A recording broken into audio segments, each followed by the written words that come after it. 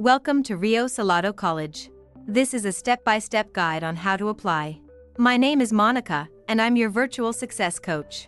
In this video series, we'll review the admission application to ensure a smooth and successful experience.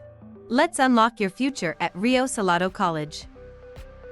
Before we begin, I recommend you have a few items on hand. Your smartphone, an unexpired government-issued ID or driver's license, and something to write with. Here's a valuable tip. While you can complete this application within 15 minutes or less, it's best to do it on a laptop or desktop. We recommend completing the application in one sitting. Are you ready? Let's get started. First, open your browser and go to maricopa.edu/become-student. Once the page loads, scroll down and look for the New Students section on the left-hand side. Click the blue Join Now button. When you get to the next page, you'll be asked the question, do you have a Maricopa email address, student ID number, or have you attended one of our colleges? If you are new to Rio or Maricopa community colleges, select No. Let's create your student account. Fill in your personal information, including your full name, date of birth, social security number, email address, and phone number.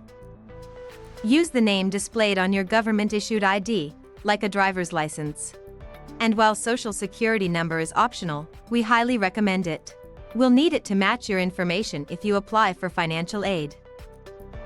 After verifying that you're not a robot, the system will create your username, otherwise known as MEID, and you'll be prompted to create your password. Write this down to create a password you can use.